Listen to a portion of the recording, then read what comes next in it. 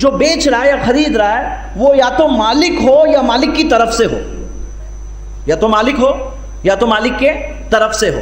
اسی وجہ سے چوری کا مال بیچنا جائز نہیں، کیونکہ نہ مالک ہو آپ نہ مالک کی طرف سے ہو. چوری کا مال بیچنا حرام ہے اسی وجہ سے. تو یا تو مالک ہو یا مالک کی طرف سے ہو. مطلب کیا؟ ایجنٹ ہوتا ہے نا، ایجنٹ کا معاملہ قرآن و حدیث میں ہمیں ملتا ہے. لوگ بولتے ہیں نا ایجنسی کمیشن، بھائی رضامندی سے ہو تو کوئی پرابلم نہیں ہے. اس تعلق سے بہت سارے دلائل ہیں. تو ہم یہ دیکھتے ہیں کہ اللہ کے رسول محمد صلی اللہ علیہ وسلم نے بھیجا صحابی رسول کو 2 درہم دیے، کہا جاؤ جا کے ایک مینڈی لے کر آؤ. وہ صحابی گئے، 2 درہم میں 2 مینڈیاں خرید لی. پھر ایک مینڈی کو 2 درہم میں بیچ دیا اور واپس لے کر آئے 1 مینڈی اور 2 درہم، اور اللہ کے رسول صلی اللہ علیہ وسلم کو دیا. سمجھ رہے ہیں آپ؟ 2 درہم دیے تھے تاکہ 1 مینڈی خریدے، انہوں نے 2 درہم میں 2 مینڈیاں خرید لی.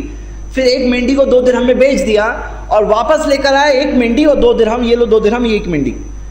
تو اللہ کے رسول محمد صلی اللہ علیہ وسلم نے وہ لے لیا اور ان کے لیے رزق کی برکت میں دعا کی کہ ان کے رزق میں برکت ہو، یہ دعا کی.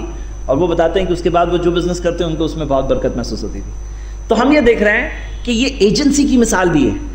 ایجنٹ ہے، وہ جا کے نبی صلی اللہ علیہ وسلم کی طرف سے کر رہے ہیں، اور جو فائدہ نقصان ہوا نبی صلی اللہ علیہ وسلم کا ہوا وہ لینا بھی جائز تھا.